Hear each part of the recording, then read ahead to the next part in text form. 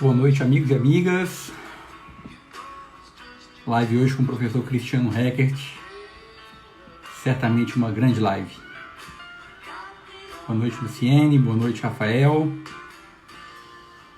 Peguem seus cafés. Touch Tênis, saudações aos meus amigos da Inglaterra. Um grande abraço aí ao Touch Tênis.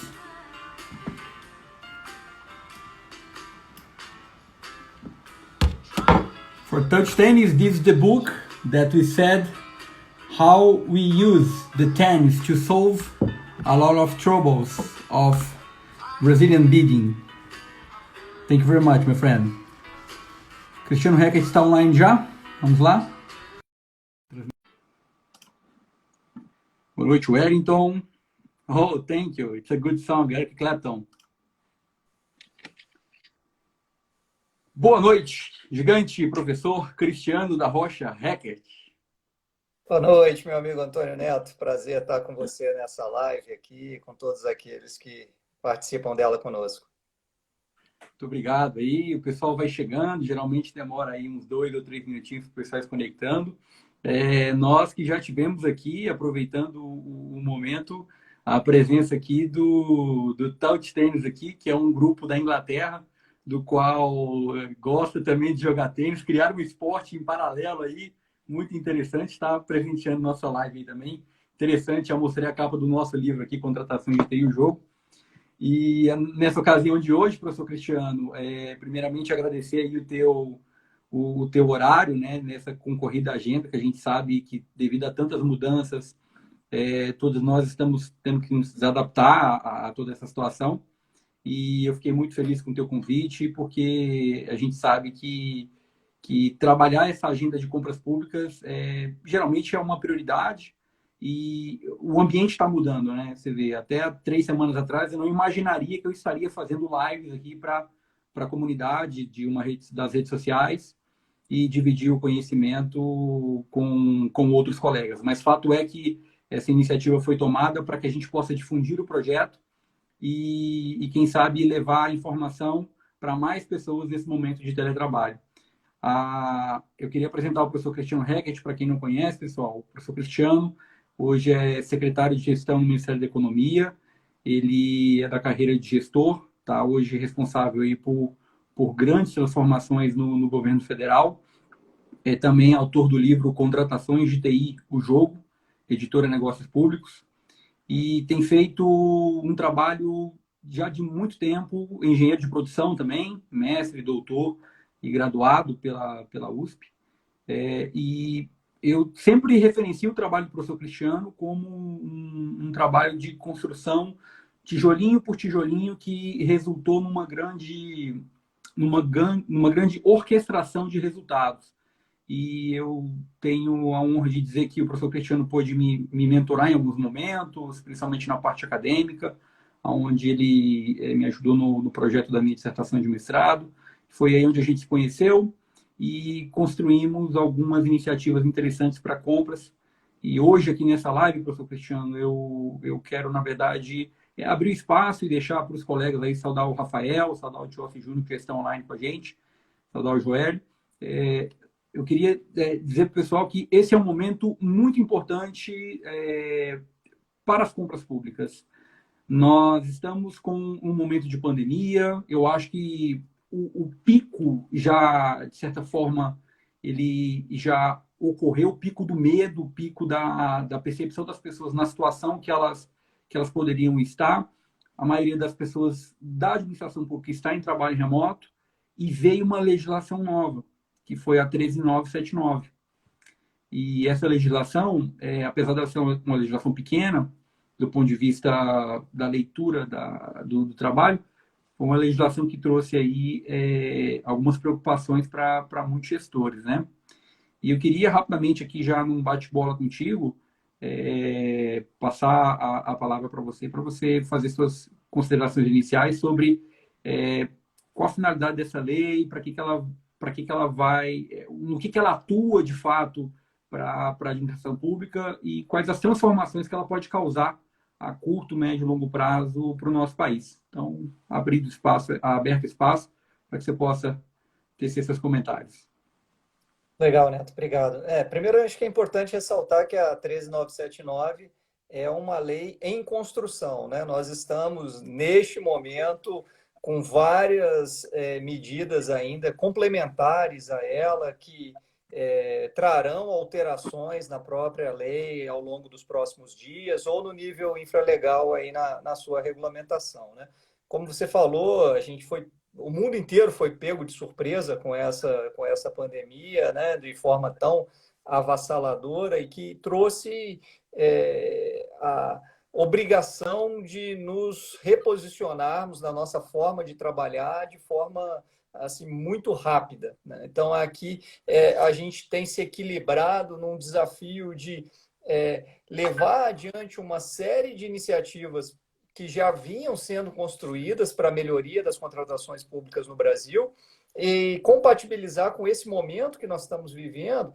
E assim, o lado bom é que algumas dessas iniciativas estruturantes que a gente vinha construindo, elas foram potencializadas com esse momento, né? Tiveram que ser aceleradas. Então, para essa fala inicial aqui, para nosso bate-papo, eu destaquei 3 pontos. Eu acho que a gente está sendo seriamente impactado pelo Covid-19 no que concerne às contratações públicas e que eu acho que vão trazer algumas mudanças que serão perenes, não só para esse momento de calamidade que a gente está vivendo, mas que também tendem a se perpetuar mesmo depois que a fase aguda dessa crise passa, né? Acho que o primeiro ponto é a incorporação da tecnologia, né? Você falou bem, o mundo inteiro se reinventou em poucas semanas no que concerne aí ao uso da tecnologia. Estamos aqui fazendo a nossa live ao vivo no Instagram, todo mundo trabalhando dessa forma, né? Nossas filhas estão assistindo aula online todo dia. E Exatamente. isso vem ao encontro de um movimento que a gente já vinha fazendo de digitalização muito forte dos processos na administração pública, né? Então, a pauta que a SGD leva adiante de transformação digital dos serviços, nós aqui nas sedes olhando mais para o que a gente chama de trás do balcão, ou seja, do lado de dentro da administração pública, né? Então, toda a pauta do processo eletrônico com as suas camadas de integração, de protocolo digital aí para a interface com o cidadão, e especificamente na área de compras, né? A plataforma Ciase Comprasnet, que é a nossa plataforma eletrônica de se realizar licitações. E aí eu queria voltar um pouquinho em setembro do ano passado, quando a gente publicou o decreto 10024, em que, a meu ver, começou a causar uma grande revolução nas compras públicas no Brasil, no momento em que ele coloca a obrigação de estados e municípios passarem a executar os recursos que recebem da União por meio de pregão eletrônico, né? A gente tem uma ideia, né, naquele momento, quando o decreto foi publicado, dos 5.570 municípios que o Brasil tem, só cerca de 300 faziam pregão eletrônico. E por meio de um cronograma gradativo que a gente colocou, primeiro os estados, depois municípios, de acordo com o porte, já estamos na penúltima etapa aí do processo, agora em junho a gente conclui. Então, a partir de junho, todos os 5.570 municípios e os 27 estados do Brasil terão que executar pregão eletrônico nos recursos recebidos da União. Isso aí a gente está falando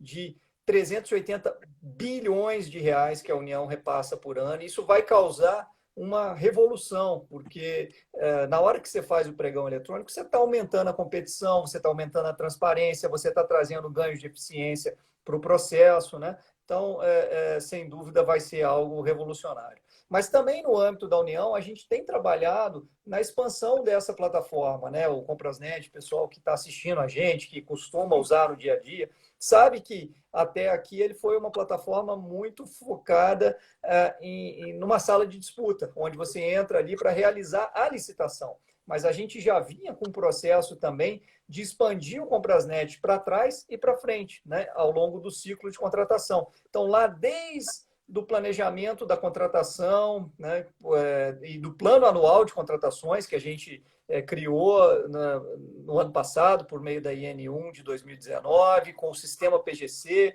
onde os órgãos começam a antecipar o seu planejamento.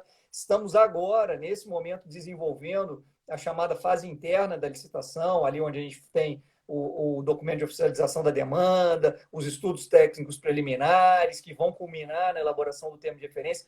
Tudo isso vai passar a ser feito na plataforma eletrônica SEASA Comprasnet. E o que eu chamo para frente é a fase de gestão contratual. Aí também, por meio de uma parceria com a AGU, né, que a gente está trazendo um sistema que foi desenvolvido lá pela AGU e que já é usado com sucesso na gestão dos seus contratos para dentro da nossa plataforma, para que também essa etapa seja feita automatizada. Então, eu diria que essa transformação digital no processo de compras, ela já tinha começado em 2019, ela está sendo acelerada agora com o Covid, e eu tenho certeza que ao final de 2020 nós vamos ter uma realidade completamente diferente do que a gente tinha no passado. Segundo ponto que eu acho que está sendo muito impactado é a questão do próprio processo de trabalho, né? E aí a busca por uma celeridade. A 13979 foi publicada a primeira medida provisória que levou a ela do início de fevereiro, né? Dia 6 de fevereiro desse ano. Depois, como eu falei, nós temos soltado várias medidas provisórias que têm ampliado o texto. Mas qual foi a primeira preocupação quando você fala assim, olha, estamos aí numa situação de pandemia, precisamos comprar rápido. E aí o que vem à cabeça do gestor público para comprar rápido é dispensa de licitação. Então, já tem um reconhecimento implícito aí de que o nosso processo tradicional ele é ineficiente, né? Se a gente for seguir os trâmites normais de fazer uma licitação, a gente não vai conseguir, muitas vezes, na celeridade que a gente precisa contratar. Agora, quando você vai para uma dispensa de licitação, por outro lado, isso traz à baila uma série de preocupações com competitividade, com transparência, com controle, tanto por parte da sociedade quanto dos órgãos de controle, né? Porque todo mundo já fica com o pé atrás e fala, opa, dispensa de licitação, tem conluio, tem favorecimento. Então, como é que a gente casa essas coisas? Como é que a gente consegue ter um processo de compra que seja, ao mesmo tempo, ágil, mas que seja transparente, que seja competitivo, que tenha um bom controle. E aí eu chamo a atenção para um projeto que a gente já vinha executando e que também agora está ganhando um impulso enorme, que é o projeto do Marketplace. Né? Como já se usa em outros países, a gente quer ter em breve uma plataforma em que a gente se valha de alguns instrumentos que já existem, mas que são pouco explorados, como é o caso do credenciamento, e outros instrumentos novos que a nova lei de licitações vai facilitar, para que a gente antecipe algumas etapas ali do planejamento da contratação, da qualificação técnica do fornecedor, da definição do preço que vai ser praticado. Tudo isso já esteja meio que pré-negociado para que no momento em que você tem a necessidade, você vai lá e simplesmente faz a demanda da compra, né? Hoje nós temos um caso concreto dessa sistemática operando aqui no DF, que é o almoxarifado virtual, que ele atende a alguns produtos específicos, né, relacionados a material de escritório, ali, papel, cartucho para impressora, caneta, essas coisas básicas, mas que é uma sistemática que a gente pretende expandir significativamente para outros tipos de produto aí no futuro próximo. Né? E o terceiro ponto, aqui só para essa conversa inicial, que também o Covid trouxe de forma muito intensa, é a preocupação com a sustentabilidade econômico-financeira do fornecedor. Né? A gente sabe que muitas vezes empresas deixam de participar de processos de contratação com a administração pública porque existe aquela fama de que o governo demora a pagar e com isso você está muitas vezes até inibindo os pequenos, as micro e pequenas empresas que não têm aquele capital de giro, que não têm aquele fôlego financeiro para entrar,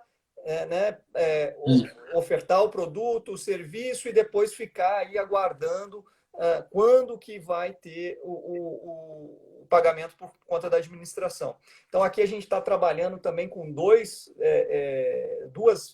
iniciativas novas, que aqui eu já dou um spoiler para o pessoal, novidades que virão por aí nos próximos dias e semanas, né? Que são o pagamento antecipado e a antecipação de recebíveis. Não confunda os dois. Pagamento antecipado, qual é a lógica? A gente está vivendo isso no dia a dia. A minha equipe hoje negocia com a China a compra de máscaras, de respiradores, de insumos aí para o combate ao coronavírus, e o pessoal fala, olha, te vendo, mas tem que pagar antecipado. O mercado hoje mudou.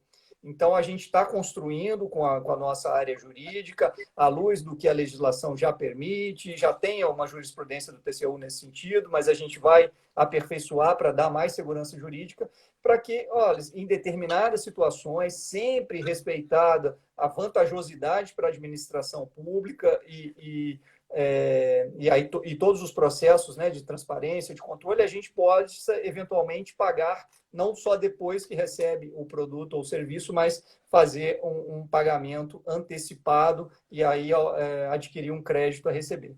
E o outro é a antecipação de recebíveis. O que é isso?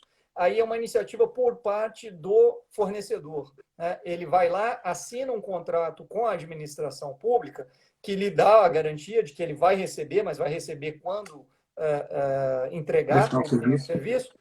Mas ele pode ir numa instituição financeira, ele pode ir num banco, pode ir numa fintech e fazer uma antecipação daquele crédito. E aí, claro, com uma taxa de desconto, que a gente vai criar uma plataforma competitiva ali para o mercado financeiro trabalhar, e o fornecedor recebe o dinheiro de forma antecipada e quando a administração pagar,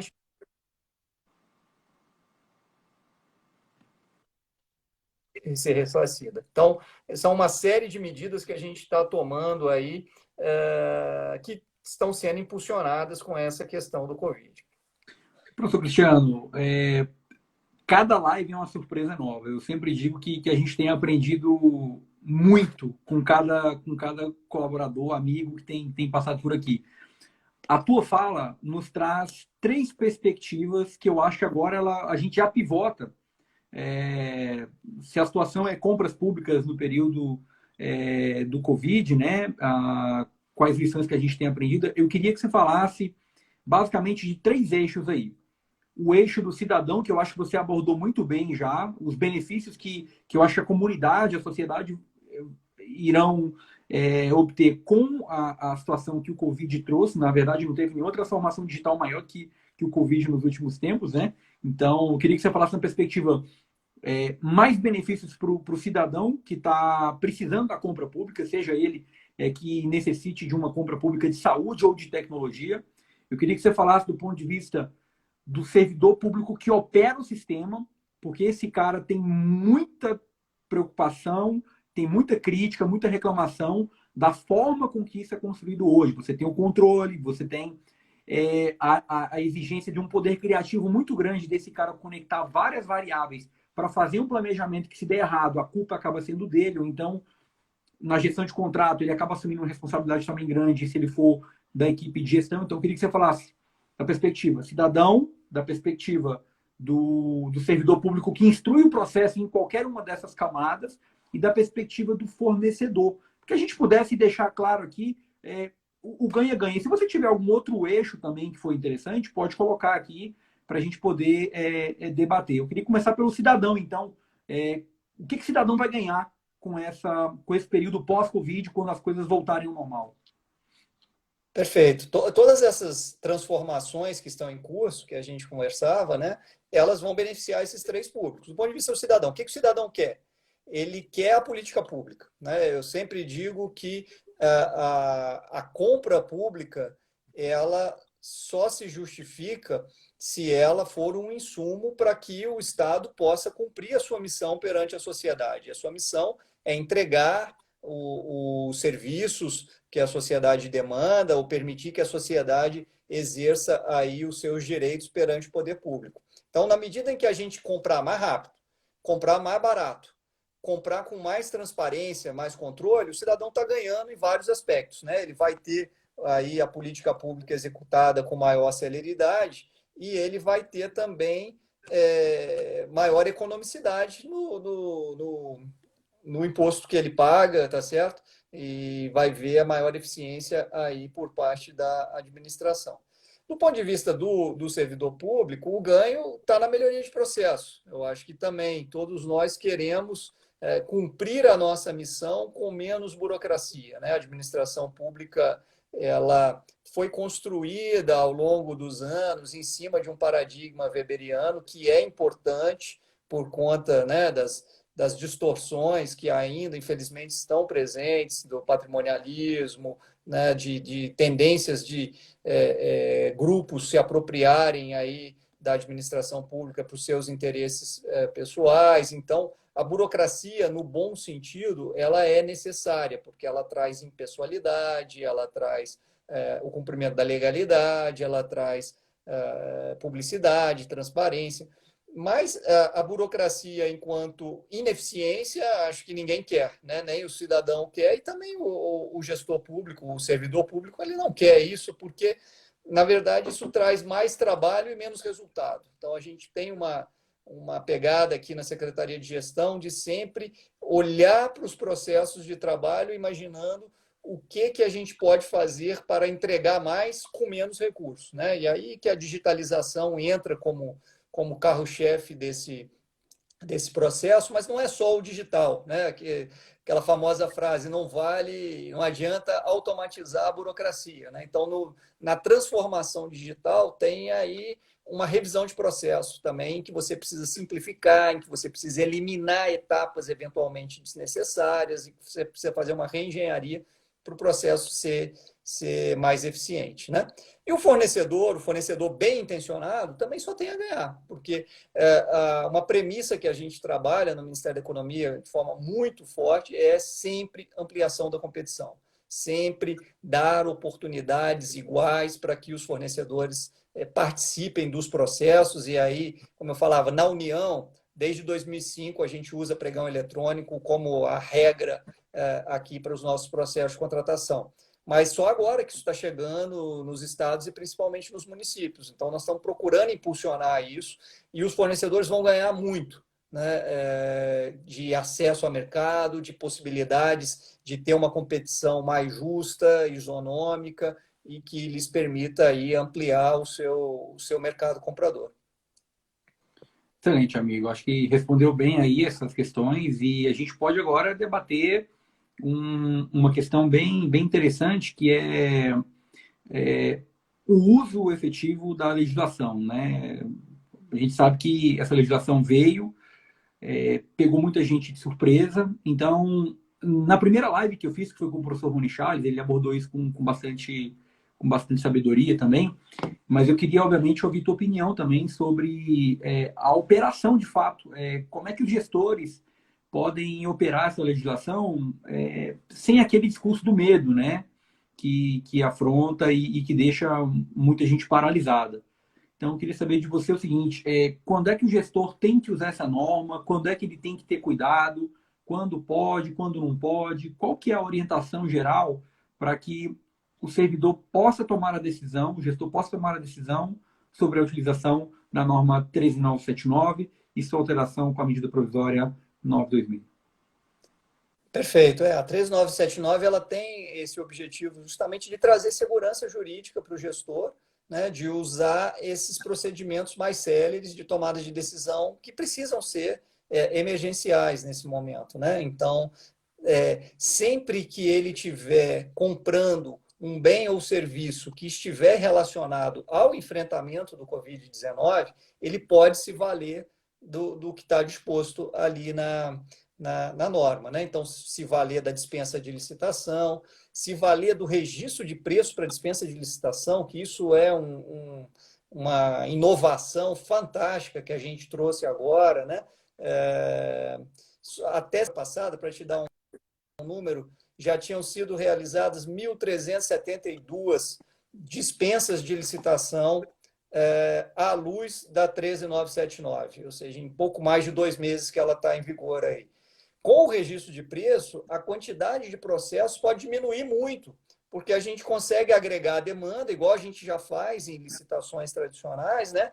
Junta a demanda de vários órgãos e faz um único processo de contratação, que depois cada um vai lá e faz o contrato específico utilizando o seu orçamento. Você não precisa ter descentralização orçamentária, o que dá uma celeridade grande, né? Você pode trabalhar junto numa mesma compra, União, estados e municípios. Então, isso traz uma série de vantagens e a gente está realmente procurando facilitar a vida do gestor. A nossa central de compras aqui no Ministério da Economia tem capitaneado alguns processos e irá fazer isso nas próximas semanas, também para desonerar os órgãos. Estamos trabalhando próximo do Ministério da Saúde, principalmente, mas também com o Ministério da Justiça e com outros órgãos aí diretamente na linha de frente do enfrentamento, né? Para que, poxa, essa parte de realizar o processo de compra, a gente pode fazer por eles, para que eles, de fato, se foquem em receber lá os insumos e dar o atendimento à população. Perfeito. A Gabriela perguntou aqui se tem algum... Deixa eu pegar aqui. Pergunta qual o patamar de valor. Eu acho que ela se refere às contratações com uso da legislação. Ela também perguntou aqui também, mas não entendem como único vencedor. Bem, essa parte eu não entendi, mas tem algum patamar de valor, professor? Não, a novidade é essa, né? A 8666 traz lá no artigo 24 as diversas possibilidades de dispensa. Uma delas é a dispensa por valor, né? Que tem lá aqueles balizadores. Mas aqui não, aqui nós não estamos falando de limites de valor, se é uma contratação relacionada com o enfrentamento ao Covid, ela pode ser feita por dispensa, mesmo em valores muito acima daqueles que a legislação tradicional traz. Perfeito. Eu queria contribuir, professor Cristiano, nesse momento, que já foi motivo de debate com alguns colegas, principalmente gestores de tecnologia, que perguntaram, poxa, eu estou aqui no Ministério, sei lá, vou dar um exemplo hipotético, da infraestrutura. O meu caso não está relacionado direto com o Covid, ou seja, eu não estou na briga de frente. Eu posso utilizar a 13979 para poder acelerar o meu processo? Eu entendo que a resposta é não.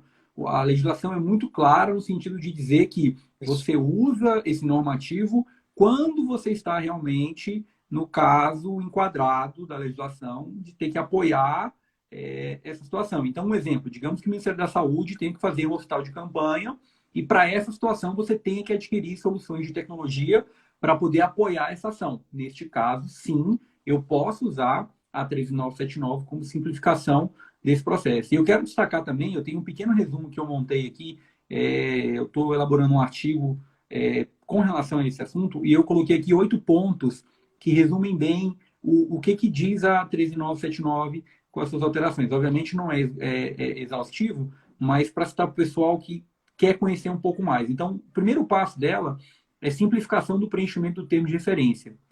Depois você tem a gestão de riscos exigida apenas na fase de gestão do contrato, ou seja, você não precisa de fazer toda aquela parte de gestão de riscos na fase de planejamento, ou seja, você também pode dispensar o estudo técnico preliminar, sendo dispensada no estudo técnico preliminar, né? Essa etapa aí. Você tem aí o item 3 com uso de até R$ 176 mil para cartão de pagamento, que é o suprimento de fundos, e a compra direta com cartão corporativo. O item 4 aqui, você torna dispensável a licitação, incluindo engenharia de insumos sem limite de valor, que aí foi a resposta que você deu com relação à da colega Gabriela.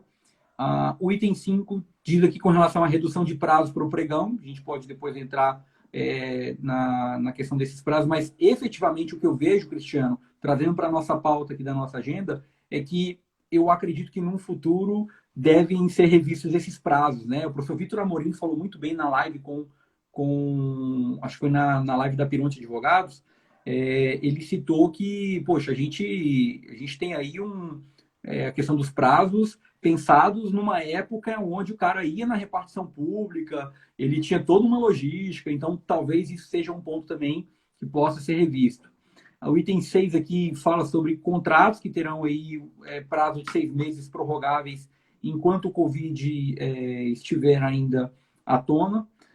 O item 7 diz que a autoridade competente pode dispensar de maneira justificada a regulamentação e a parte fiscal e trabalhista. Aí, obviamente, tem as situações especiais que a gente sempre sugere que, caso seja possível, ele faça algum comparativo, mas na pressa esse ponto pode ser, digamos, não realizado no primeiro momento. E, excepcionalmente, vai ser dispensada a estimativa de preço. Desse pequeno resumo que eu fiz, é óbvio, professor, tem vários outros que a gente pode abordar. Eu queria abordar a questão dos riscos da excepcionalidade da dispensa da estimativa de preço. Como é que o gestor pode considerar usar ou não, em que situação não ele pode usar e quais riscos ele incorreria de, por exemplo, não utilizar? Numa questão prática, tem que se comprar máscara da China, né? Sim. E aí? Como é que é o how-to? Como é que é a operação disso? Como é que a gente pode passar essa mensagem?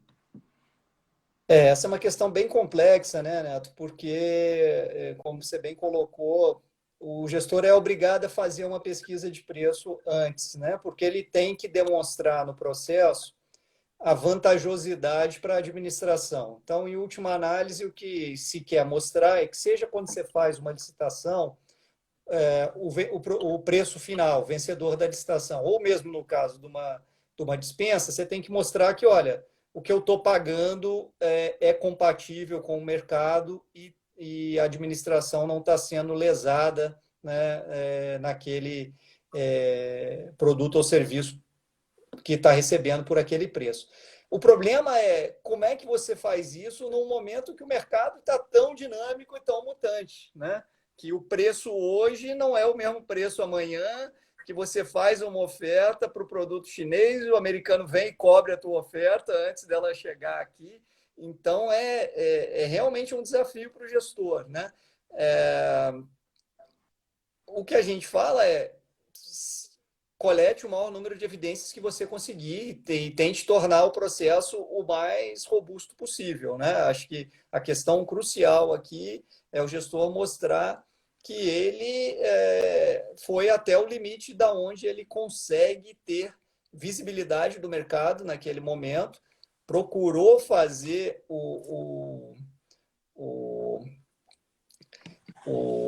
a pesquisa de preço mais ampla e negociar o melhor preço, né?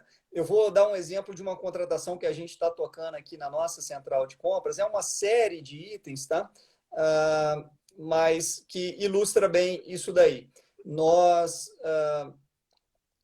fizemos uma primeira cotação, né? Listamos um quantitativo de uma série de itens desses relacionados aí ao enfrentamento ao Covid e mandamos para um fornecedor cotar. A primeira cotação que ele nos deu totalizava 95 milhões de reais para aqueles diversos itens ali que a gente pretendia comprar. Com base na cotação dele, nós mandamos a cotação dele para outros 2 fornecedores. E os outros 2 fornecedores cobriram o preço em alguns insumos e em outros não.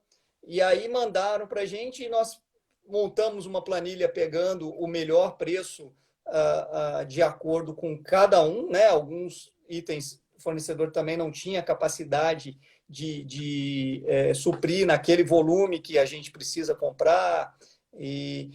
Mas no final das contas, fazendo essas 3 cotações e pegando o melhor que cada um pode oferecer, o preço que, se a gente fizesse com o primeiro fornecedor, seria 95, caiu para 66 milhões, ou seja, a gente economizou 29 milhões simplesmente fazendo a cotação com outros 2 fornecedores e distribuindo a demanda aí entre esses 3. É o melhor que a gente conseguiu fazer nesse momento, mas já traz uma vantajosidade enorme para a administração. E na medida que a gente começar a se valer dessas plataformas eletrônicas, né, a gente vai ter acesso a uma quantidade maior de fornecedores. E aí eles vão poder também dar as suas diferentes cotações e a gente vai cotejando aí o que é mais vantajoso para a administração.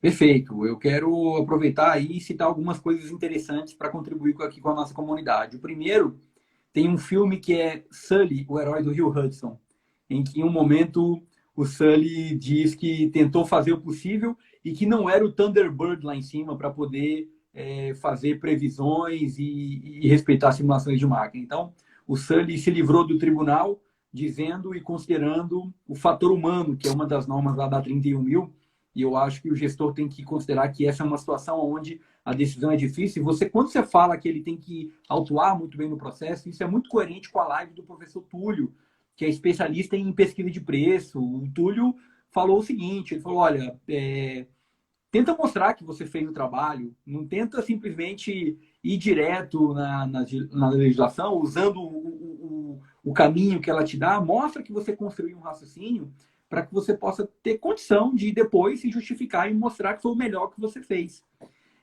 Isso é muito coerente com quem realmente faz o trabalho e busca o melhor possível para a organização. O que não dá, né, Cristiano? Muitas vezes o servidor, o profissional, tentar fazer o trabalho sem esgotar as possibilidades. É exatamente essa expectativa que se cria, que se tem, para que seja feita a pesquisa de preço nesse momento tão crítico. E, óbvio, os casos serão tratados, né, com devido cuidado. Óbvio que o Tribunal de Contas vai atuar e vai fazer uma fiscalização rigorosa nos trabalhos que forem feitos nesse sentido, mas quem tentou resolver o problema e motivou, justificou, vai ter certamente assim um caminho suave, porque eu acho que a gente tem que também revisitar essa questão do controle interno do medo, da auditoria do medo, que eu vou falar amanhã com o Marcos Alcântara, eu vou espetar o Marcos Alcântara até ele falar tudo que tem que ser dito e não dito, para a gente tentar ajudar nessa cultura do medo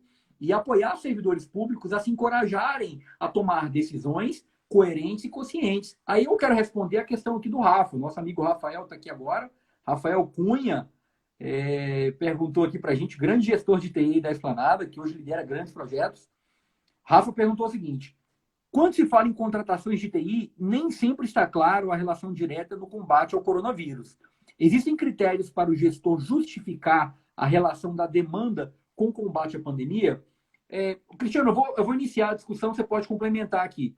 Rafa, eu entendo que não foi feito nenhum normativo específico ainda para a TI. Eu estou elaborando uma cartilha para fomentar isso, mas eu acho que a SEGES ainda não colocou nada específico, tanto que não houve nenhuma portaria nova ou então alguma alteração na IN, porque geralmente o processo de TI é um processo em que você já vem ali pensando numa infraestrutura, pensando numa solução mais pontual, e nesse momento de pandemia, o que eu estou mais vendo é solução para trabalho remoto, para apoiar o pessoal a fazer uma migração para o trabalho remoto e não ter tanto problema com essa parte do coronavírus. Cristiano, não sei se tu tem alguma outra visão também, essa parte de TI.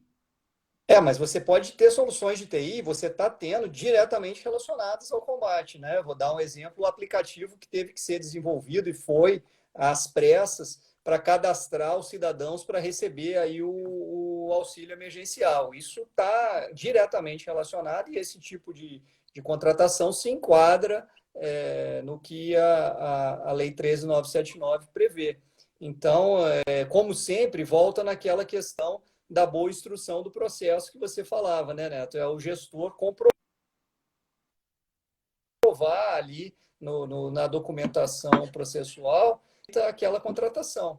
Se for uma contratação relacionada ao enfrentamento da pandemia, ela pode se valer de todas as prerrogativas. E eu também concordo que talvez não seja necessário a gente soltar uma norma específica para TI agora, mas sim, no âmbito de cada contratação de TI, diferenciar aquelas que são voltadas ao enfrentamento da pandemia das que não são. Eu me orgulho muito desse nosso trabalho aqui, que eu coloquei aqui do lado. Esse é o último exemplar. A gente está agora fazendo a nova edição, do qual você gentilmente fez o prefácio para a gente. O professor Silvio Lima assumiu a parte aí de continuar colaborando com o projeto. E eu fiquei muito feliz, depois de ter mergulhado a fundo nessa parte do Covid, ter estudado bastante e olhado o impacto que isso tem trazido, de observar que essa teoria continua funcionando.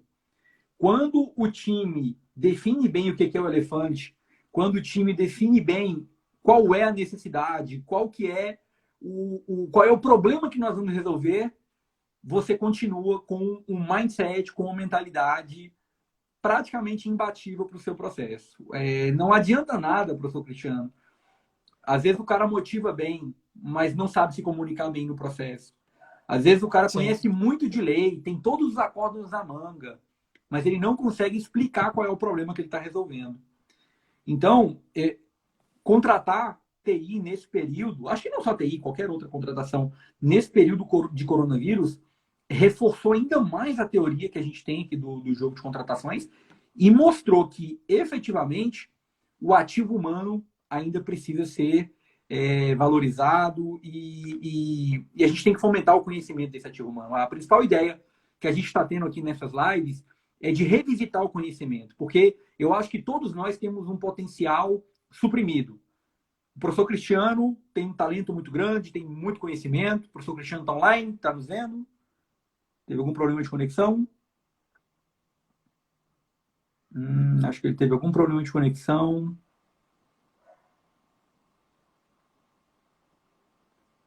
Parece que ele teve um problema de conexão. Mas bem, pessoal, eu acho que todo ser humano tem essa questão dessa limitação. Vamos ver se ele volta aqui em alguns instantes. Ele não volta. Opa, voltou, beleza. De volta? Cristiano, tá me ouvindo? Não?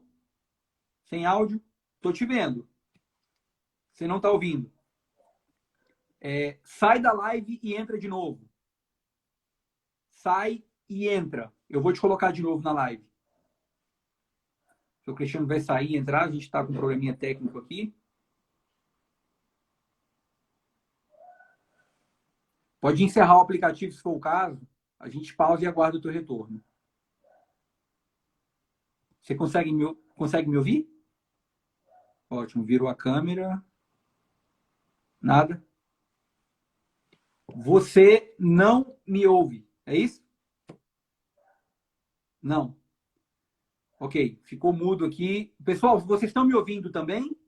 Eu vou iniciar a live de novo então, Cristiano. Eu vou encerrar essa live. Ah, não, peraí. Se eu encerrar essa live aqui, a gente vai perder a anterior.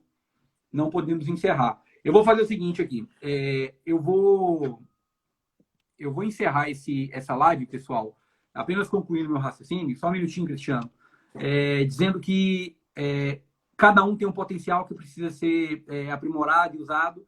E a ideia que a gente está aqui é de colocar esse conhecimento para todos vocês. Eu vou ligar agora para o professor Cristiano, peço que vocês aguardem aí, e eu vou tentar... Beleza, vocês estão me ouvindo. Eu vou tentar ligar para ele agora. Deixa eu colocar aqui, porque ele só está com esse chat aqui. Vou falar que eu vou ligar para ele. Vou te ligar. E aí eu vou tentar resolver esse problema técnico aqui, para a gente manter a nossa live online, tá? Só um segundinho, já voltamos. Beleza, mas a gente tem que bater o papo com o professor Cristiano aqui. Tá retardando o áudio. Bem, acho que a mensagem foi dada. Acho que o melhor caminho agora é encerrar, então. Vamos encerrar a live. Eu vou ligar para o professor Cristiano. Pessoal, agradecer vocês aí pelo momento. Certamente foi um momento oportuno. Conseguimos passar a mensagem principal e vamos dar sequência aí na nossa série de lives. Agradeço a todos vocês pela presença aqui agora. E agradeço também ao professor Cristiano, que gentilmente nos forneceu aí o tempo dele para a gente poder trabalhar essa agenda. Muito obrigado a todos e nos vemos amanhã na live do professor Marcos Alcântara. Um abraço e saudações a todos.